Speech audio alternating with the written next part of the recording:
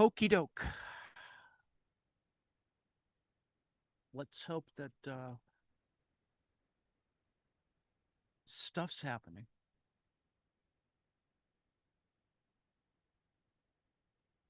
Testing 1, 2, 3.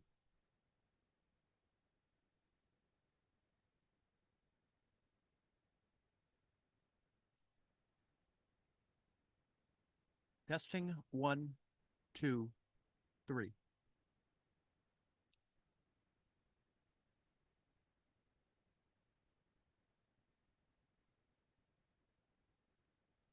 Let's try it again.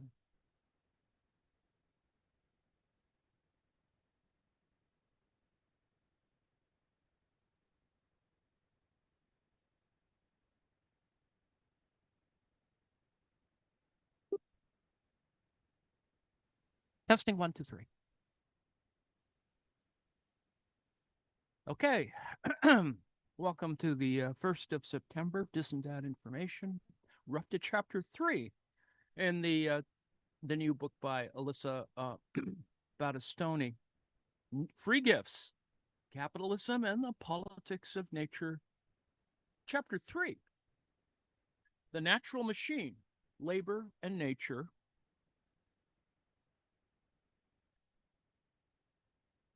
In the Hidden Abode. See if we can do this without a lot of fanfare.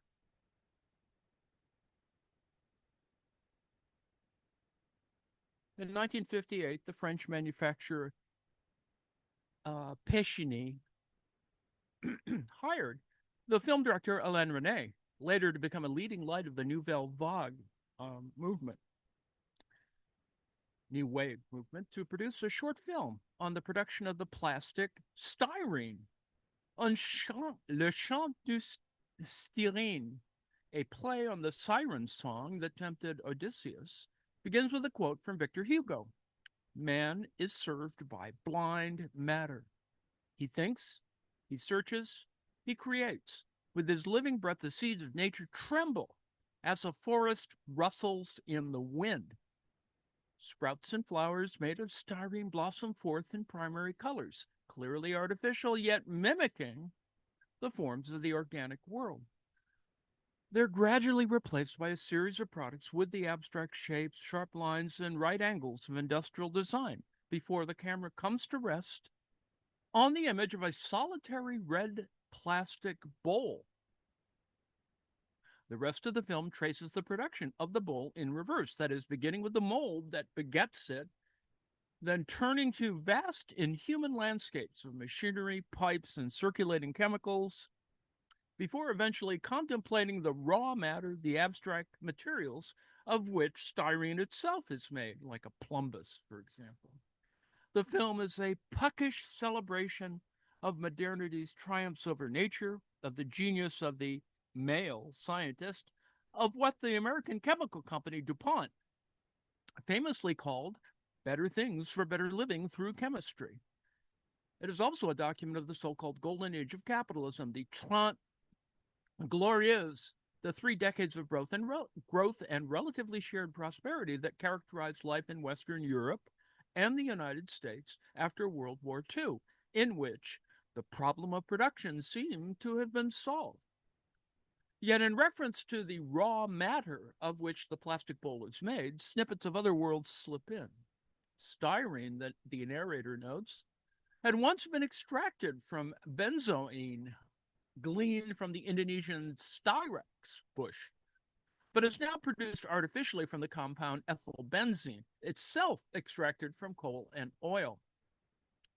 Over the image of vast quantities of steaming coal, the narrator intones, quote, "We could investigate further why both coal and oil exist. Does oil come from piles of fish? Could oil be the fruit of plankton's labor?" Close quote. The narrator quickly abandons these lighthearted and offhanded questions as too controversial and obscure. From the vantage point of the Anthropocene, however, they appear far more significant. Capitalism's world-making power once seemed to lie in its capacity for developing the forces of production as epitomized by the vast factories of mass industry. And yet, As Le Chant du Styrene itself notes, even the industrial sublimity of the factory ultimately relies on the heaping piles of coal generated by plankton's labor. Even plastics, those iconic materials of artifice and alienation, are ultimately composed of prehistoric life forms compressed by the gravitational force of the planet over inhuman stretches of time. Within the film's celebration of industrial progress, then, seems to lurk a counter-narrative about its persistent reliance on the natural world it claims to have conquered. The factory is not an intuitive place to begin the study of the free gift of nature. Manufacturing is typically understood as the realm of quintessentially artificial production, characterized by inhuman machines, since the romantics, lovers of nature, have looked aghast at the dark satanic mills that ravage the green countryside. In the 20th century, the rapid acceleration of industrial production spurred the emergence of an antagonistic environmental movement. The suspicion of industry has often been extended to industrial workers. That is, environmental politics have frequently been construed in opposition to labor politics. That is typically assumed to be industrial, as evidenced by countless debates over jobs versus environment. Labor is said to belong to the realm of class politics, confronting capital at the point of production, while environmental politics are classified as new social movements oriented around ways of life rather than economic concerns.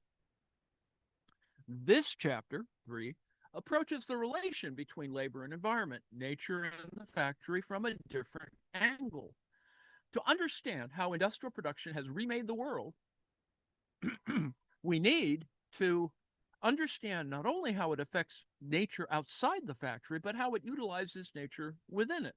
Similarly, rather than seeing the politics of capitalism and nature in terms of conflicts between workers in the factory and the environment outside it, we have to understand the politics of how capital organizes labor and nature within the production process itself. For as Rene's film suggests, the free gifts of nature are at work in even the most seemingly artificial spaces. In fact, in industrial production, there are two kinds of free gifts at work. That is, those generated by natural agents, deployed in novel ways through technology and machinery, and the free gifts that arise from cooperation among members of one species in particular, the gifts of social human labor, which increase with coordination. This chapter shows how capital exerts control over production to maximize both gifts and foregrounds the oft overlooked significance of natural agents themselves in realizing or obstructing that control. The factory is where capitalism logic is most realized, most fully realized, instantiated in physical form and enabled by certain kinds of natural agents. Yet, although it is often taken to be the quotidian site of capitalist production, the factory is exceptional. Footnote 7. Although industrial production lies in the backdrop of nearly all modern political thought, it is more often assumed than analyzed. Political theory has tended to treat production as a technical phenomenon, to be distinguished from the realm of the genuinely political. For decades, it was bracketed entirely by theories of justice, or theorists of justice, who identified the distribution of wealth produced as the relevant political question. Many Marxists, for their part, have similarly treated the forces of production as socio-neutral, equally compatible with either capitalism or socialism. Footnote 9. More recently, however, political theorists have begun to identify production as a site of politics in its own right. Many have drawn on radical interpretations of the Republican tradition, often rooted in 19th century labor republicanism, to identify the operation of authority and arbitrary power within the workplace and offer compelling critiques of domination.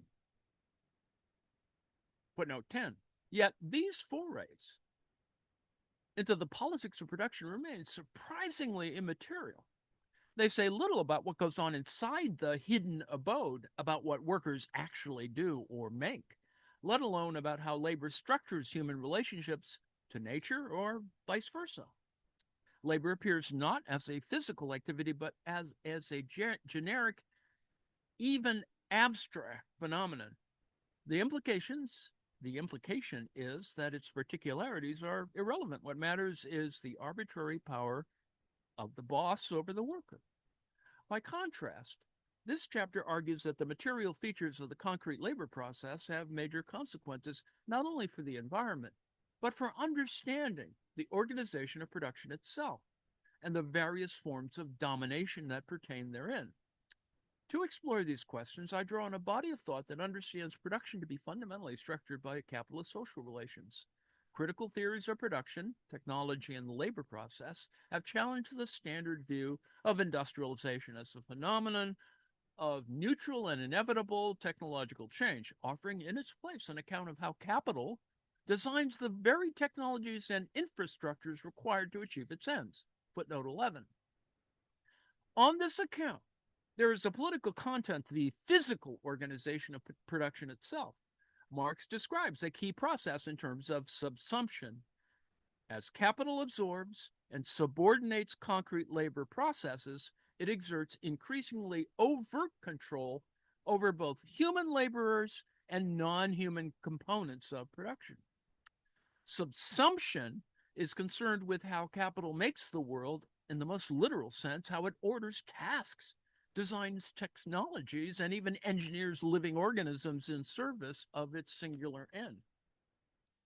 Now, subsumption is typically seen as progressive. Capital gradually integrates and more fully subordinates both human labor and non-human elements, culminating in the perfect order of the factory. Many critics of mass production have assumed just as much as its boosters that its hallmarks, that is, standardization, rationalization, homogeneity, would continue to spread across the world. But if the factory represents the pinnacle of rationalized production, its form is far from universal. Capital's ability to achieve despotic control within it depends on an element typically taken for granted, that is, the specific qualities of natural agents. In industry, capital relies on certain kinds of natures, inanimate energies, and inorganic materials that can be precisely engineered to effectively channel its prerogatives and to mediate its domination of the worker. Now, not all kinds of nature, however, are equally suited to this role. Now, while the chapter begins in the factory, then, it eventually turns to other hidden abodes, nature-based sectors in which nature is directly cultivated or extracted, remain perpetually reliant on biophysical processes which operate according to their own logics and which often preclude rationalization on the factory model. Footnote 13. These sectors have tended to deviate from the industrial rule. They are disproportionately marked by seemingly anachronistic forms of labor, from piecework to sharecropping. They have been understood as sites of underdevelopment or stages along the way to maturity and explicitly excluded from statistical measures and labor regulations. Indeed, while the 20th century is anecdotally identified with Fordism, it was the problem of the peasant as much as the proletariat that occupied many social and political thinkers, from the Chicago School to the Chicago School of Sociology / anthropology to Marxist anthropology, ecological economics to subaltern states, footnote 14. The challenges of non-industrial production spurred a remarkable number of the signature ideas of late 20th century social science, that is, modernization and dependency theories, the tragedy of the commons, the resource curse, Dutch disease, human capital theory. It's a lot of Chicago there, right? If the unusual dynamics of these sectors have often been cause for perplexity, they have also frequently been romanticized by thinkers across the political spectrum. On the one hand, nature-based production is sometimes characterized as peripheral to or outside of capitalism altogether, and even as a form of resistance to capital. Anna Singh, for example, characterizes Masutake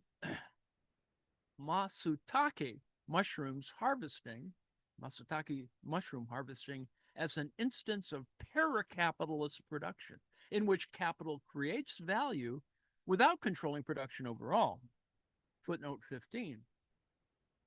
Matsutake cannot be cultivated industrially. They grow wild in the woods where they're foraged by independent pickers. Matsutake pickers thus work in quote-unquote freedom, Singh argues. They don't sell their labor for a wage, and no one tells them what to produce or how. They therefore stand at once inside and outside of capitalism.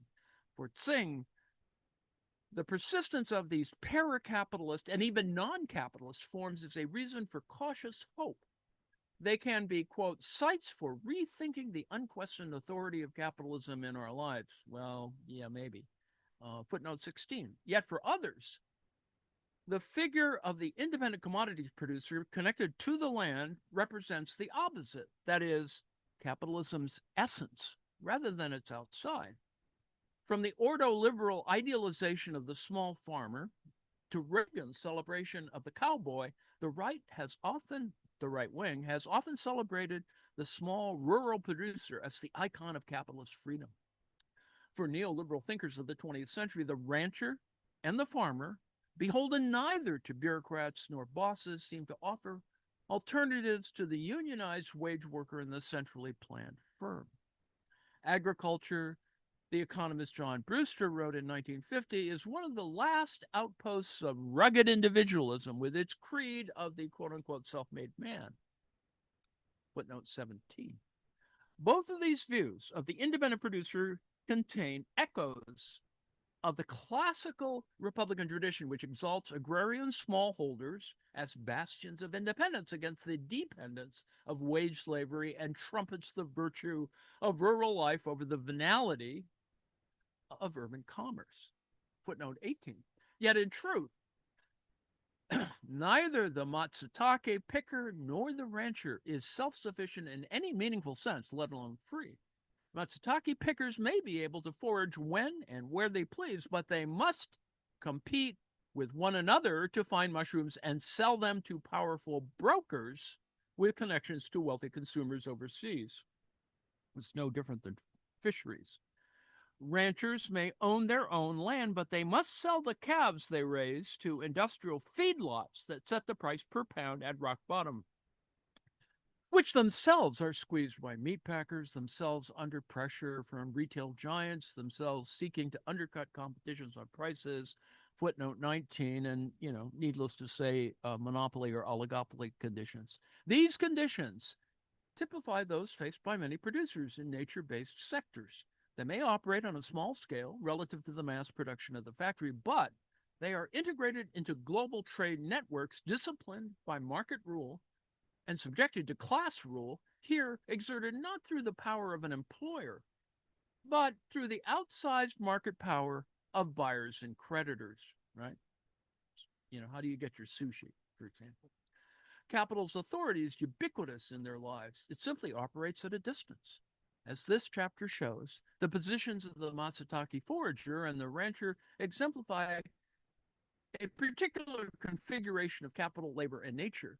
They reflect the peculiar conditions of sectors in which natural exigencies impede control of the labor process to the extent that capital abdicates control over production altogether. Now, abdication is not a defeat for capital, but rather a strategy for capital accumulation under the conditions of high uncertainty that attend certain kinds of natural variability, where nature is unreliable such that investment is risky. Capital leads the coordination of production up to others and intervenes at other points in the accumulation process. Footnote 20. Even where the parties never appear in the classical form of worker and employer, who together descend into the sphere of production, producers in nature-based sectors are often subjugated by capital, by the coercion of buyers who set the conditions of exchange for small producers, by the merchants' monopsony power, by the bankers who extend credit on extortionate terms. Footnote 21. These relationships are not well captured by either labor Republican accounts of domination in the workplace or visions of agrarian Republican independence.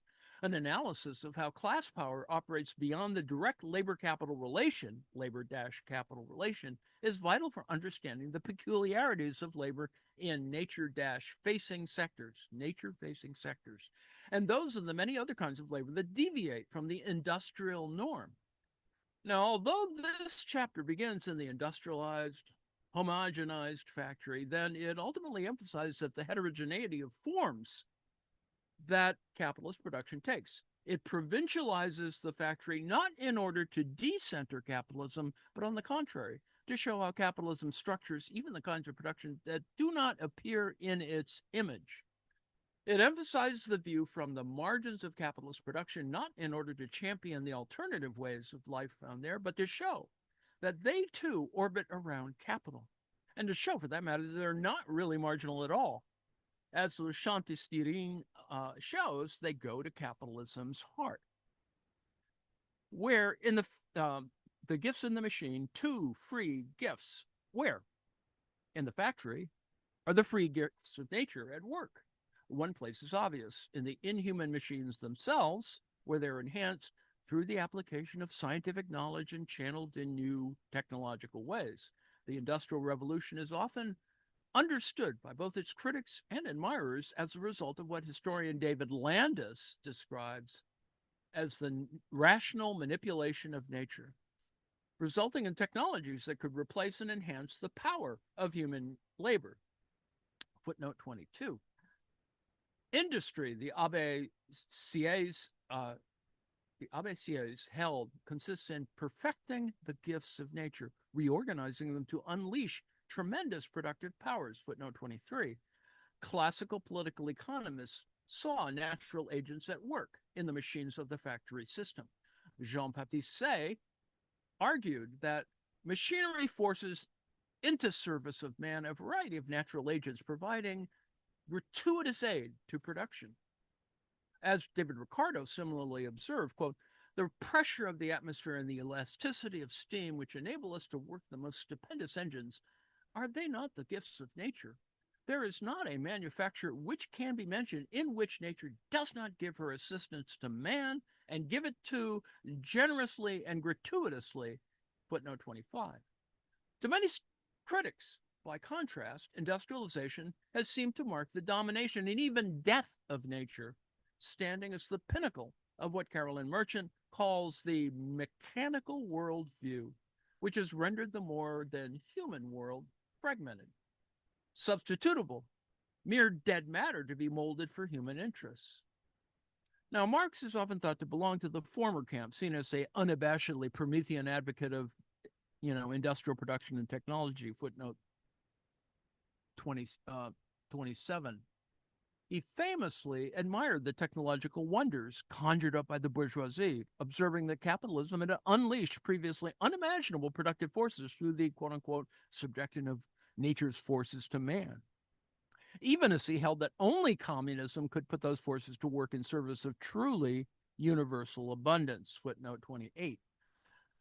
But Marx's view of industry is more complicated and more ambivalent. Production, he thought, is fundamentally political, shot through with class struggle and social relations. If he did not always attend specifically to what we might today describe as the ecological effects of industrial production, his analysis of the interrelation of social and physical elements within it remains essential for understanding the role of nature, both in the social form of the free gift and the natural form of matter within the heart of the factory. The core of production for Marx is the labor process through which human beings act on and transform nature in an interchange that both reveals the hidden potentialities of the non-human world and develops human capacities. Labor processes exist in all societies, insofar as people always have to make at least some of the things they need to survive. And they are always informed by the determinate features of the societies in which they exist. The capitalist labor process, however, is distinctive, as we've seen. It hitches the labor process to what Marx describes as the valorization process. The valorization process begins in the market, where the capitalist purchases all the necessary components, that is, raw materials, tools, instruments, and the labor power of the worker, and then moves into the abode of production itself, where the capitalist alone organizes the labor process. The capitalist alone owns the product that results, which they go on to sell in the realm of exchange, that is, beginning the cycle all over again. Now, their goal in this process is not to produce use value, but to generate surplus value. That's the key point here. And this end reverberates back through the means of production. It was this distinction that Marx thought the classical political economists effaced, and which led them to take the status of the free gifts of nature in production largely for granted. Natural agents contribute to production not only by virtue of their sheer physical capacities, like the steam engine's ability to produce atmospheric pressure, but also the fact that they give this assistance, in Ricardo's phrase, generously and gratuitously. The term nearly encapsulates the dual character of the free gift of nature, that is, material capacities paired with an absence of exchange value. Their gratuitous quality is implicitly defined in relation to the costly human labor that they're intended to supplement and replace. But as Marx notes, to attribute these qualities to natural agents per se is misguided. Nature's gifts do not automatically work for capital any more than workers do. The elasticity of steam, for example, that is the way that water molecules spread out and become gaseous when heated, sublimation, although Marx observes that machines, once constructed, do their work for nothing, like the natural forces, which are already available without the intervention of human labor. Despite that, he is emphatic that machines are only like natural forces. To understand how they operate within a given production process requires an analysis of how they're ordered by human labor. Thus, Marx argues that in large-scale industry, the product of past labor has been made to perform gratuitous services on a large scale, like a force of nature, footnote 30. While machines channel the forces of nature, in other words, they are not themselves free gifts of nature, but rather objectifications of past human labor, deploying the knowledge of nature accumulated by human beings in general. Now, while Marx rightly emphasizes the human role in bringing forth these certain natural capacities, however, his description of machines as objectifications of human labor is curiously devoid of actual objects, of the sense of machines as entities that, however man-made, are nonetheless made up of non-human elements with qualities of their own. We'll return to this shortly. A second, less obvious gift of nature is also at work in large-scale industrial production, that is, the cooperation of human workers, which Marx sees as the creation of a new productive power in its own right, footnote 31. When people work together, they divide tasks for greater efficiency, they share infrastructure and tools, they are invigorated by social contact and maybe even friendly rivalry. They coordinate across stretches of time and space that exceed the capacity of any individual. They develop new techniques and knowledge over time which anyone else can use. Put simply, people working together are more than the sum of their parts. The element of more, the excess capacity that stems from coordination, is a gift of nature, a natural force of social labor, in the sense that it stems from the distinctive capacities of human beings, qua humans, engaging in distinctively human forms of social interaction. Now, as Marx notes, when the worker cooperates in a planned way with others, he strips off the fetters of his individuality and develops the capabilities of his species, footnote 33. Just as machines reveal the hidden powers of nature, the ability of steam to drive a machine, for example, we might say cooperative labor reveals previously unknown capabilities of human beings, showing what's possible when human activity is arranged in particular ways. But in a capitalist society, Marx argues, this novel power, the socially productive power of labor, develops, like all other gifts of nature, as a free gift to capital. Now, although the capitalist pays each individual worker a set wage, their emergent collective capacity costs capital nothing. When cooperation increases, in other words, the capitalist alone captures the benefits. The potential gains that come with increasing cooperation in turn drive the capitalist to exert intensive control over human labor. Within the factory, Marx is explicit that the capitalist formulates his autocratic power over his workers like a private legislator. Footnote 35. The wage, the standard form of payment for labor power, measures time rather than output. The capitalist seeks to maximize use of that time using various kinds of labor discipline and organizing workers in ways that maximize the free gift of cooperation. But the autocratic power of the boss doesn't exist in a vacuum. While capitalists themselves acknowledge no authority other than that of competition, competition is a stern master. Footnote 36. The need to compete drives capital to continually restructure production in pursuit of greater efficiencies. That is, to push workers to work faster and longer, reorganize the labor process so that workers cooperate more efficiently, and replace human workers with machinery.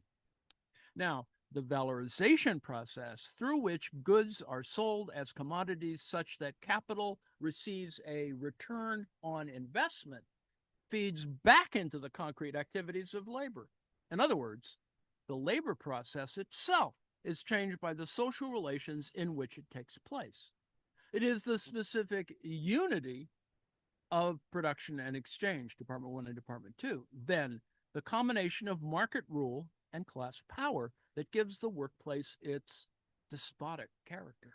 It is class power that permits the capitalists to direct the workers' activity after purchasing their labor power, and market rule that drives the capitalists to intensify it. Next section, subsumption and the reordering of nature. The concept Marx uses to describe this unity, is subsumption.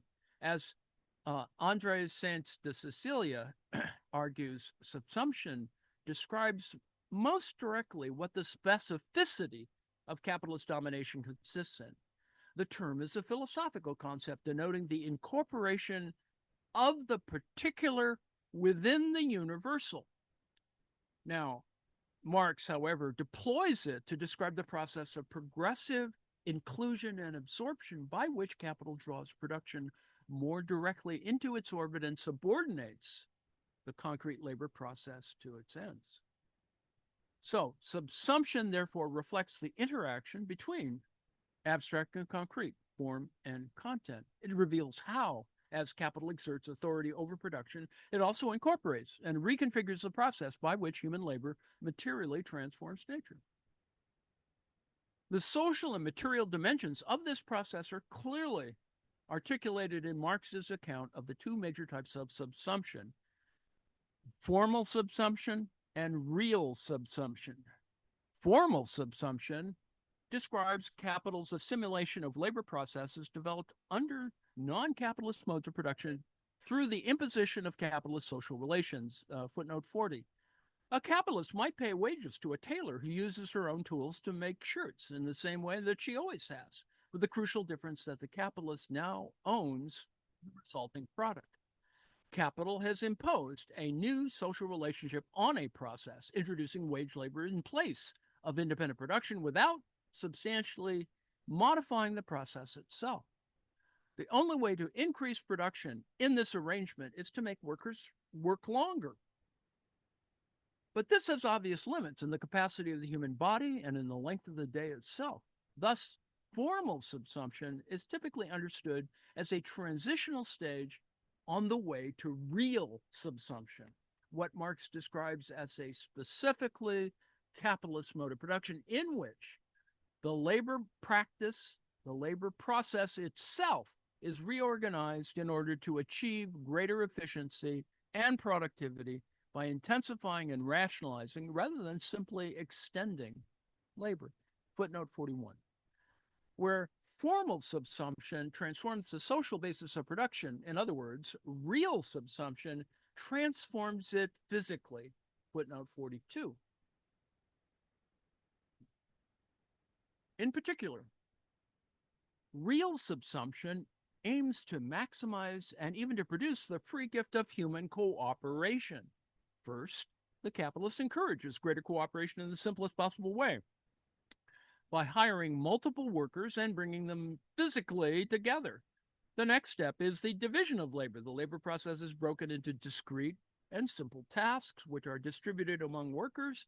Here, the tailors are assigned positions within a rough assembly line so that one person cuts fabric, cutters, another stitches sleeves, another sews buttons, and so on. The apex of real subsumption and of capitalist control over production comes with the introduction of large-scale machinery, both as a supplement to and replacement for human labor. At this stage, it is the machines that perform the actions of cutting, stitching, and so on. The workers are simply auxiliaries. In the really subsumed workplace, epitomized by the vast Peshny factory, both free gifts, that is, those of human cooperation, and the non-human forces channeled by machinery, are coordinated into a continuous overarching process oriented toward valorization. That is, generating a gift of cyborgian cooperation. It's not a word used in the 19th century, but you can sort of see where that's headed. Footnote 43. Now, although formal and real subsumption are often discussed as two discrete moments, they're better understood as existing on a continuum. In actuality, instances in which the shift to wage labor is purely formal, having no effect on the material organization of labor activities, are rare. By the same token, so too are instances in which the labor process is fully under capitalist control, as we'll examine in more detail. For now, 2 points in particular bear emphasizing. First is that capital tends to redesign natural agents for its specific purpose. The natural agents at work in production are, as Marx notes, channeled through devices built by human beings. And where they're owned by capital, they're built with the express purpose of maximizing surplus value. In real subsumption, we can see how capital's drive toward accumulation is expressed in and through the physical elements of production, how machines and shop floors are designed to instantiate capital's power in physical form, how non-human elements come to serve not only as tools, instruments, or resources, but as mediators of capitalist control. And you can see how that might apply in the case of, for example, prototypes. But anyway, those that facilitate its control over production. In other words, some material qualities are more suited than others to achieving the physical reorganization of production that real subsumption requires, and the significance of this fact has been radically underappreciated. Next section, natural barriers. Now, because the shift from formal to real subsumption entails a wholesale physical reorganization of the labor process, it requires greater control over both human and natural agents involved in production. Marx's discussion of the regulation of the working day by the Factory Acts provides a clarifying illustration of the implications with respect to natural processes in particular.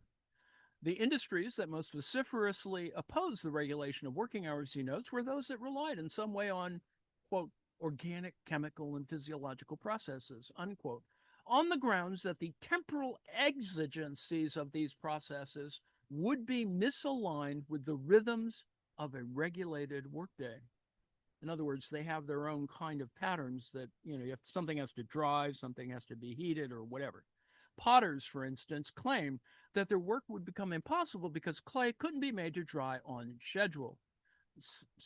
Such industries tended to rely on the sweated labor of cheap workers, usually women and children, employed for punishingly long hours. And yet when work hours were regulated by the Factory Acts, potters didn't go out of business. Rather, they developed technologies that allowed production to continue within the new limits. the cost of pottery declined and the rate of output increased. Pottery production, in other words, was really subsumed. Footnote 44. Although capitalists had claimed that certain natural barriers were intractable, they had found a way to do the impossible when forced. As Marx concludes, no poison kills vermin with more certainty than the Factory Act removes such natural barriers. Footnote 45. Appeals to the natural barriers to more efficient production were simply an excuse for the waste of human life and long hours spent at work. The implication is that they can and eventually will be overcome. The key to capitalism's extraordinary dynamism, this account suggests, lies not only in a general human mastery of nature, rather, the mastery of nature itself develops as a front in the ongoing class struggle. Where workers impose limits on capital, capital responds by overcoming ostensibly natural limits, thereby revolutionizing production. In turn, theorists like Harry Braverman and Moshe Battistoni argue the technologies designed by capitalists do not simply reflect growing human knowledge of nature in general, as standard accounts of innovation suggest.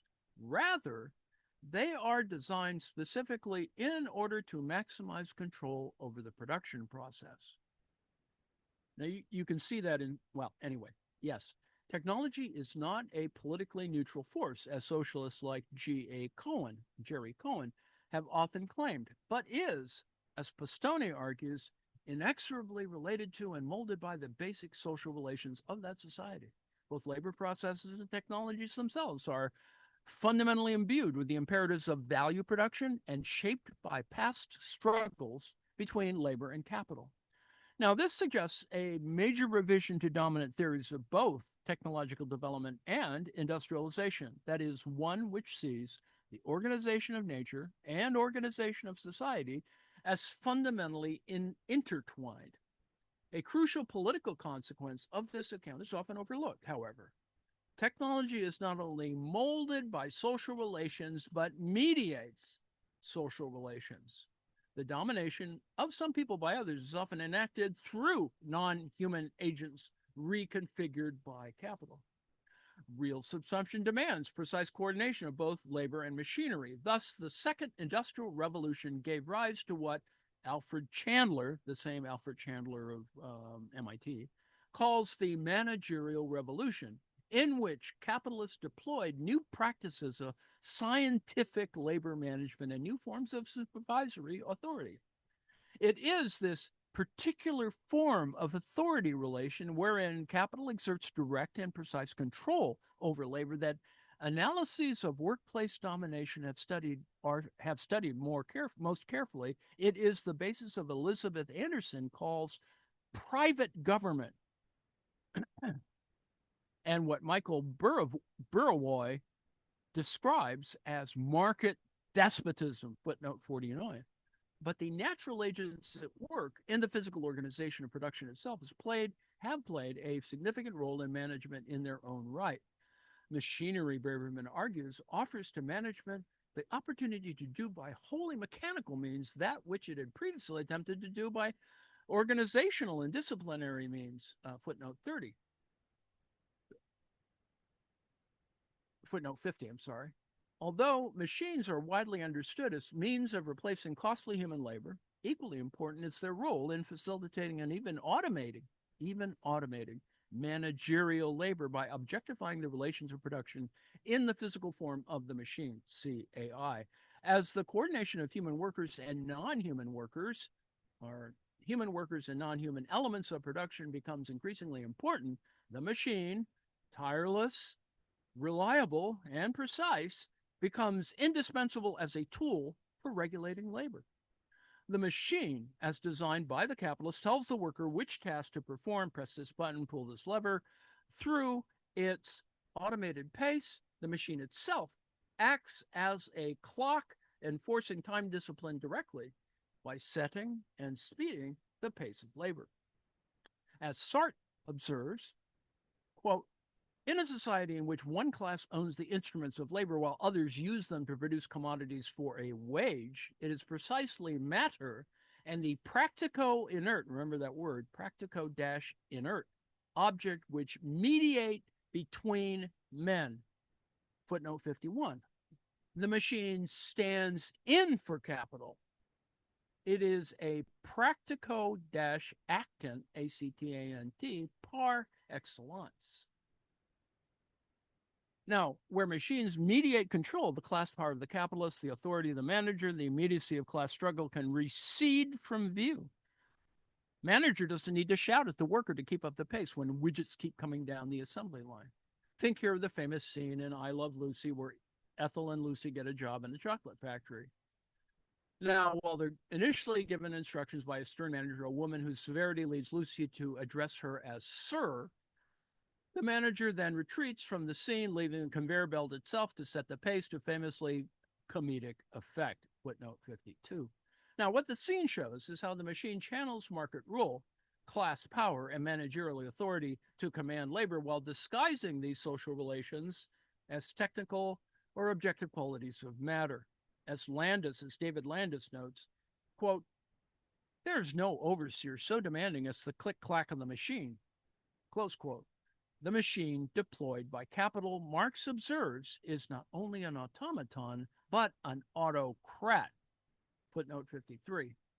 Crucially, however, for all the natural barriers that capital has overcome, not all natural agents are equally effective as material instantiations of the capitalist's will. The specific qualities of natural agents remain immensely important even in the heart of industry. Industrialization is widely recognized substitutes inanimate forms of energy and inorganic matter for living and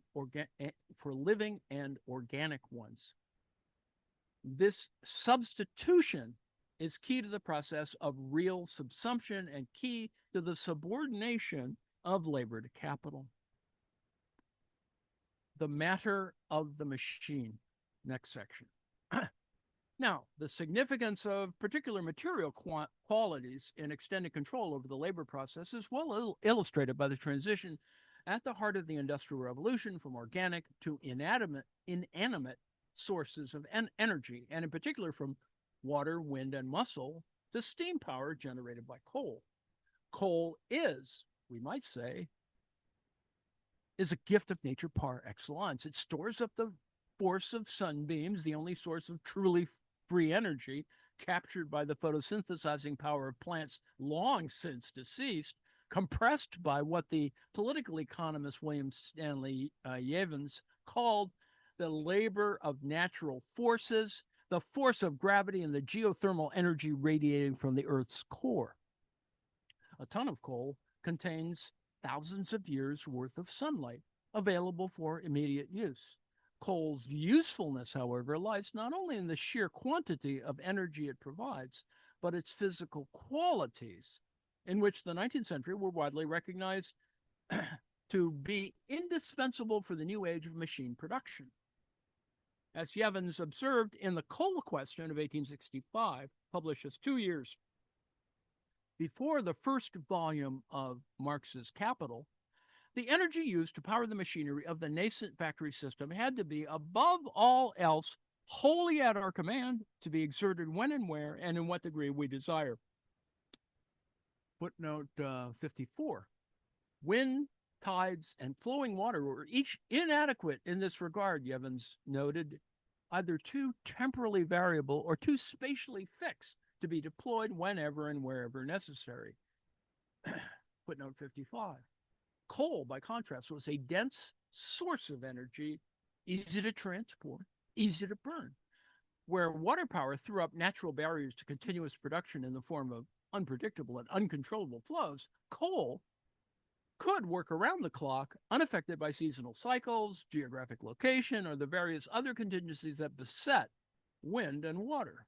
Thus, Jevons concluded, the sun annually showers down upon us about 1,000 times as much heat power as is contained in all the coal we raise annually. Yet, that 1,000th part being under perfect control is a sufficient basis for all our economy and progress.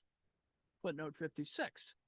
Coal was irreplaceable, in other words, because it enabled perfect control over the labor process. Were deployed under conditions of class rule, as Andreas Malm observes in the book Fossil Capital, it more specifically enabled capital to exert greater control over labor.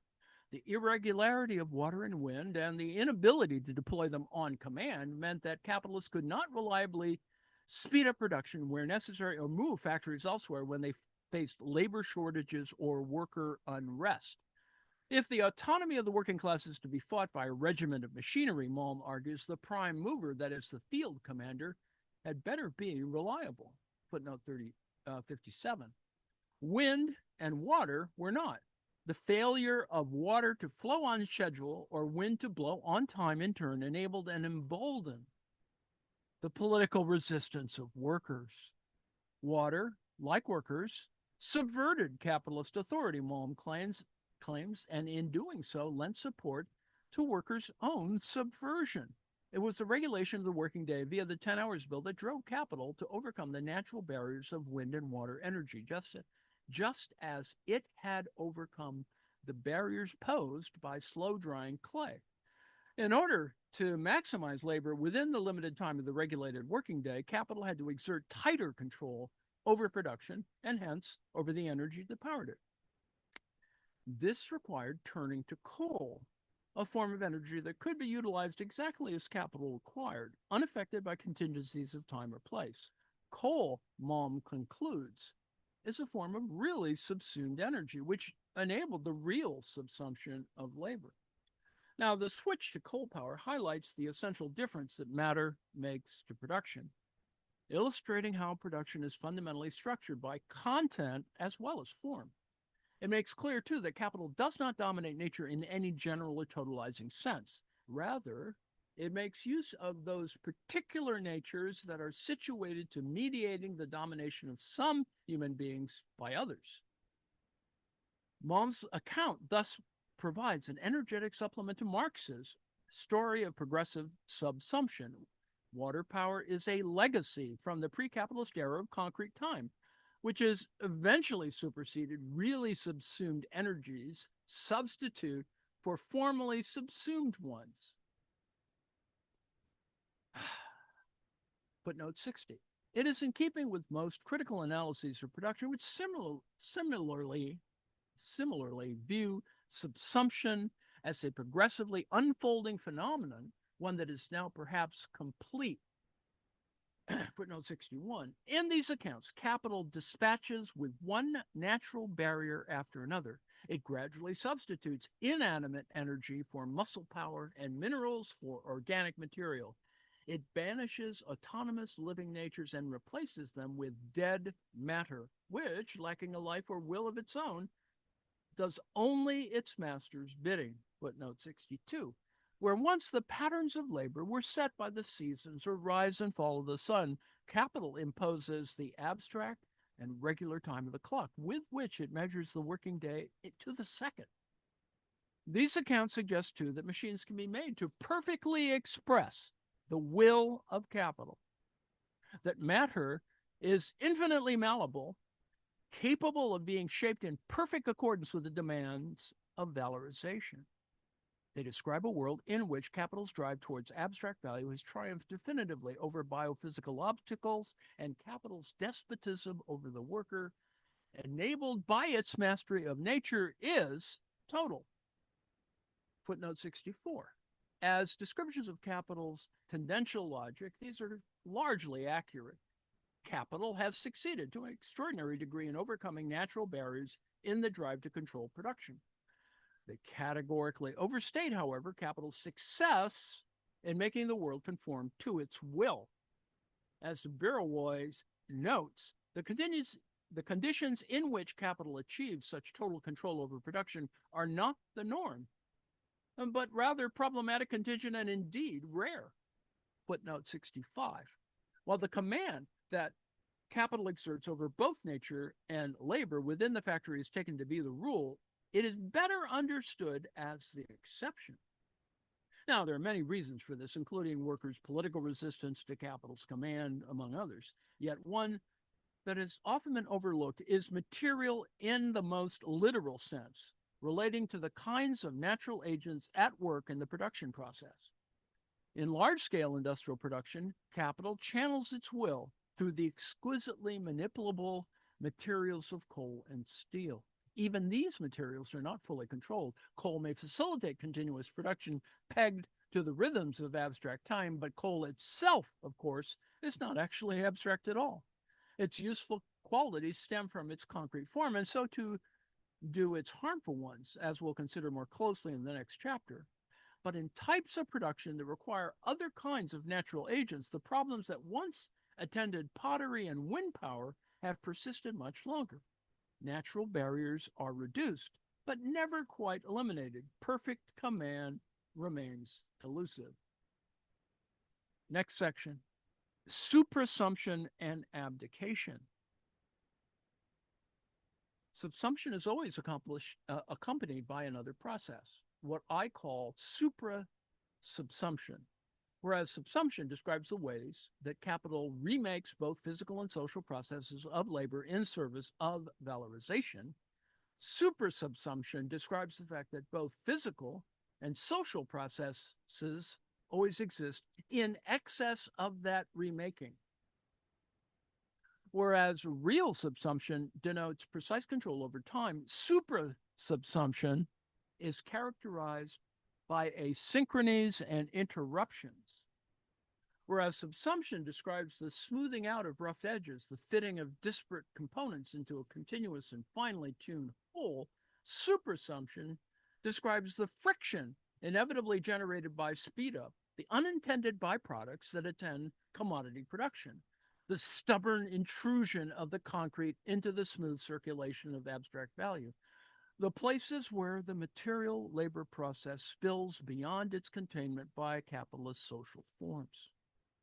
Suprassumption occurs in all forms of production, even those that seem most perfectly controlled. In some instances, as we will see, it is significant enough to preclude the material transformations that real subsumption requires. But importantly, this does not mean that such processes stand outside of capitalism. Capital can effectively dominate production even where it doesn't immediately command the labor process. And in fact, relinquishing control over production per se can be a strategy for capital accumulation under conditions of extreme natural variability and the high risks that accompanies it. Where subsumption describes capital's absorption of production processes, suprassumption often prompts what I call, that is what Alyssa calls, its abdication of them. Abdication is a way for capital to offload the risk, both physical and financial, of the volatile and unpredictable patterns associated with the many natural processes, while still profiting from the fruits, often quite literally, of others' labor.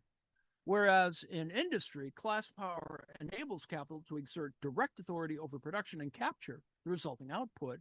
In nature-based sectors, it frequently allows the opposite. It permits capital to eschew direct involvement in unpromising forms of production and to wash its hands of the problems that often attend them. Now, this orientation toward production and accumulation is captured by a different and infrequently discussed kind of subsumption, what Marx describes in brief as hybrid subsumption, Zwitter. Footnote 66. Substantively, hybrid subsumption describes situations in which capital stands apart from the process of production altogether. It does not directly supervise and organize labor as it does in real subsumption. It doesn't even hire wage laborers as in formal subsumption. Capital dominates independent producers not in the hidden abode of production, but in the realm of exchange, purchasing independently made products and using sheer market power to acquire them at advantageous rates. Capital here is personified not as the capital boss, but as the merchant, middleman, or lender who offers loans at exorbitant rates and trades at exploitative prices. It's kind of what's going on now. Rather than hiring producers and exploiting their labor, these actors, in Marx's word, simply feed on them like a parasite. Footnote 67. The ostensibly equal relations that pertain between these buyers and sellers must be read with the kind of skepticism that Marx brings to bear on the sale of labor power. While small producers technically retain total control over production as they become dependent on selling to a buyer, the merchant, Marx notes they ultimately produce only for and through him. As the historian Jairus Banaji argues, these relations of exchange therefore constitute the domination of capital over the small producer, characterized by a compulsion specific to capitalist relations.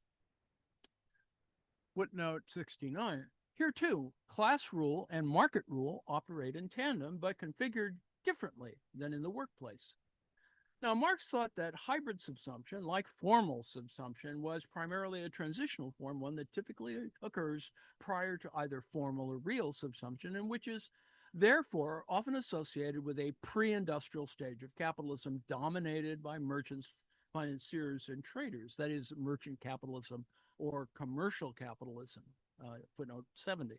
As I argue, however, as Alyssa argues, however, both formal subsumption and hybrid subsumption are not only transitional modes, but persistent features of capitalist production in a world of heterogeneous matter and resolutely concrete labor processes, footnote 71. Indeed, hybrid subsumption is a misleading term.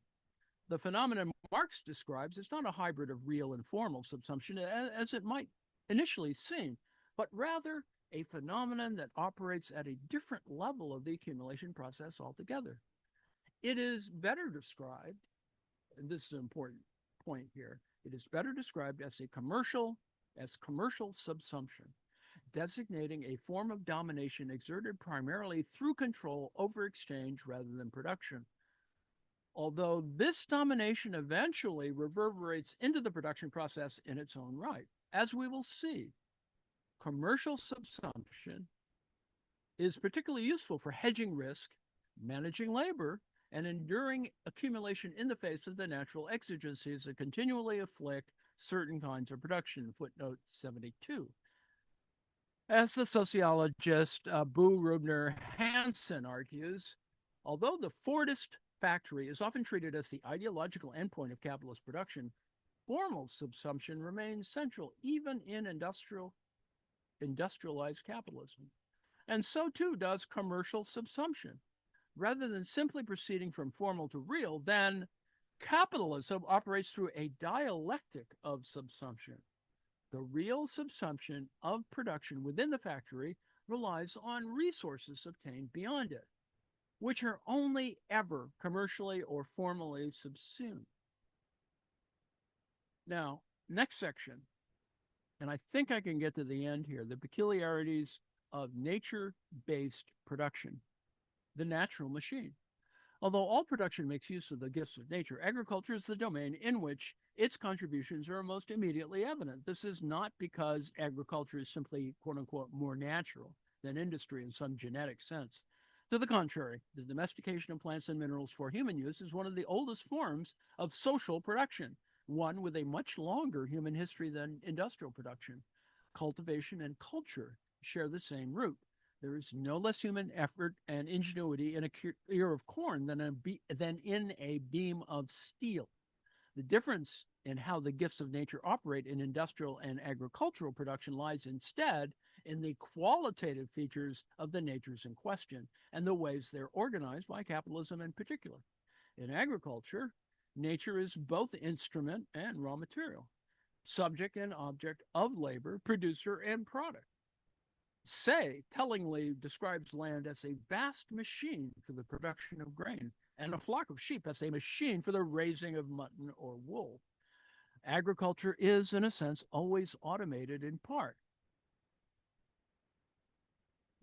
Footnote 74. Agriculture's machines are living ones. Its fields are its factories. But the differences in these kinds of machines are decisive. While agriculture can make use of inanimate machinery in certain respects, it cannot entirely replace volatile organic and atmospheric elements with inanimate energies and inorganic materials engineered to precise specifications as industry does. Organic processes are the center around which machinery orbits rather than the other way around. And in contrast to the reliable inhuman machines of industry, agriculture's natural machines are persistently variable. No two fields are exactly the same. No two seasons are exactly the same. The volatility and variability of these kinds of nature are vital for understanding the divergence between the industrial sector and the agricultural sector. Marx thought that small scale producers would eventually be eradicated from agriculture just as they had been from industry, as capital gradually absorbed them or simply crowded them out of the market. Yet, over a century after capital, industrialization had not wholly triumphed in the agrarian sphere. Most obviously, peasant populations remain prevalent in the recently decolonized Third World. But even in fully industrialized countries of the capitalist West, small-scale production in family farms had persisted longer than anyone had anticipated. Now, although agriculture had been mechanized and productivity had increased dramatically, wage labor remained relatively circumscribed and the likes of piecework and sharecropping unusually common. If anything, the perfection of industrial production in the 20th century made the obstacles to it in agriculture more glaring. It was with the Second Industrial Revolution that the distinction between manufacturing and agricultural sectors took definite shape as manufacturing fully industrialized while agriculture lagged behind. The persistence of these seemingly anachronistic patterns of agricultural production has often been seen as an aberration to be explained. Some theorists have followed Marx in seeing them as a holdover from pre-capitalist modes of production, which are gradually being replaced by industrial forms. Others, like Tsing, have celebrated the resilience of small-scale agrarian production as evidence of resistance to capitalist logics and perhaps as resources for alternative ways of living. By contrast, I read the persistence of heterogeneous social relations in agriculture and other sectors of nature-based production not as evidence of the absence of capitalism, but as the result of a particular set of strategies adopted by capital in the face of intransigent natural obstacles to the total subordination of production. Nature-based sectors are rife with disruptive forms of supra-assumption rooted in the distinctive features of space and time, as variable as natural ages themselves. They might take the form of temporal irregularities like sudden violent storms or unwavering rhythms like the implacable rotation of the Earth around the sun. Some natural agents, like the wind, are too mobile, while others, like forests, are too rooted in place. Such phenomena are not limited to agriculture, moreover. As we'll see, similar obstacles beset other kinds of non-industrialized work, including the labor of reproducing human life. Now, although the concrete situations and strategies outlined below are necessarily specific and partial, then they are indicative of the kinds of obstacles that the biophysical world presents to full control, and equally importantly, of the ways that capital tends to respond.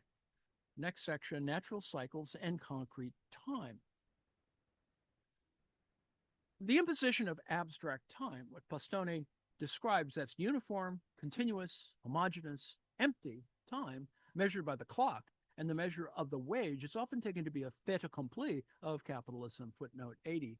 Yet, concrete time, time measured in relation to natural processes, from the length of a day to the cycle of the seasons to the tides, remains enormously consequential in agriculture. At the core of agricultural production are biological and chemical processes which unfold in their own time. Seeds need time to gestate, stalks to grow, fruit to ripen, livestock to mature. The free gifts of nature need time, in other words, to do their work.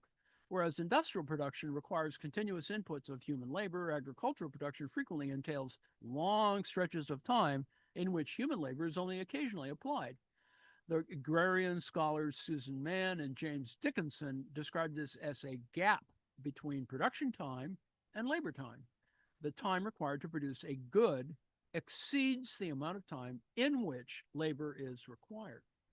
Now, this gap is a problem for capital. It means that investments made in agriculture are tied up for weeks or months. Think of wineries. Or in the case of sectors like forestry, even years, as Crops or livestock mature before a saleable commodity emerges. Industries with long gaps between production time and labor time are like factories that must be idle for long stretches. Now, in that temporal interval, moreover, any number of things might happen to interrupt the relevant natural processes themselves, from a cold snap to an onslaught of pests. The fixed temporal order of agricultural processes, meanwhile, means that the actual sequence of labor usually can't be fully reordered for maximum efficiency, as it frequently is in industry. You can concurrently produce many components of a manufactured commodity, but you can't, for example, plant and harvest simultaneously. The labor process of farming, therefore, cannot be fully re-engineered for maximum coordination and efficiency in the way that the Fordist factory can be entirely designed to achieve continuous flow. Much of the project of improving agricultural productivity has consisted in efforts to overcome these temporal obstacles. Footnote 84. Crop diversification and rotation are simple ways of putting both labor and equipment to work more continuously throughout the year. Artificial fertilizer can replenish exhausted soil more quickly than natural regenerative processes. More flagrantly, nature itself can be re-engineered to work harder, faster, and better. Nature, in other words, can be really subsumed. Thus, chickens, each a tiny meat factory, are bred with giant breasts. Cattle are bred to grow more quickly, a phenomenon that Marx had already observed in the mid-19th century. Delicate crops, like tomatoes, are bred to withstand mechanized harvests. Standard hogs are bred in order to automate meatpacking. Now, what is novel in technologies like genetic modification is not the fact that humans are altering nature or even using animals instrumentally, as ethicists often claim. Human societies have long bred animals and cultivated plants. Rather, it is the transformation of physical processes, sometimes at the level of the protein or the cell, in pursuit of abstract value. The alteration of animals and plants is driven, like the reorganization of the factory or design of machinery, by the competitive pressure of the market. As with inanimate machines, matter reflects and mediates social relations, with the notable difference that the material entities in question are living beings. The distorted body of the meat hen, bred with gigantic breasts and tiny legs, embodies competition for market share. The body of today's hog, as anthropologist Alex Blanchette notes, is shaped for increased rates of labor exploitation. Patented seeds express the social relation of private ownership at the level of the gene. Where production is fundamentally structured around organic, chemical, and genealogical processes, however, these types of interventions tend to hit limits. For all capital's best efforts, superassumption persists. Crops can be engineered for drought tolerances or pest resistance. But even so, most plants will grow only within particular ranges of temperature and precipitation. Many forms of agricultural production have been significantly mechanized, but the living machine of the earth can't be entirely engineered from the ground up. Certain topographies are too rugged for the use of machines, certain crops are too delicate. Perhaps most significantly, production remains tethered to the rhythms of concrete time, from gestational periods to daylight patterns to seasonal cycles. When winter comes, there is little to do but wait for the earth to rotate once more around the sun. Thus, the ecological economist Nicholas Georgescu Rogan once declared that the dream of factories in the open air would be doomed until man conquers the cosmic power necessary for rearranging the position of the globe on the ecliptic. The extent of superassumption is often such that although natural agents do so much gratuitous work, and in spite of sharp increases in agricultural productivity, many agricultural sectors promise relatively low rates of return with slow turnover and high risks. These elements ultimately make wide swaths of agriculture unattractive to capitalist penetration. Mann and Dickinson argue, in light of the peculiar nature of certain forms of agricultural production, capital is simply uninterested in investing. This, in turn, explains the anomalous and anachronistic character of the family farm. Capital mitigates risks by abdicating forms of production that simply aren't worth the trouble. and small producers fill in the gaps. While Mann and Dickinson thus conclude that certain natural processes stand as obstacles to the complete development of a capitalist agriculture, however, I reach a different conclusion. That the organization of a capitalist agriculture simply looks different than the organization of a capitalist industry. Strategic abdication. How close are we to the end? Oh, we're a little far from the end. I'll finish this tomorrow. I thought I was closer to the end. I'm going to stop right now because I've exceeded my time, and uh, you may not appreciate the rest of my hand waving. So what we've been looking at is chapter 3 of Alyssa Battistoni, Free Gifts, Analysis of Nature Under Capitalism, new book. And we have many chapters to go, but I think you can see where her argument is going. Now, in some places, it is problematic. And this is the problem of non-economists trying to work through this, and that is this question of how do you designate certain things that look okay from a language point of view, but don't look okay from a reality point of view. There's a lot more nuance, let's put it that way, and trying to accommodate that nuance is often problematic in language. So that's one thing that you have to be aware of. So anyway, there's that. Let me see if I can get us off of this. Come on. There we go. All righty then. Thank you for your attention. I am going to shut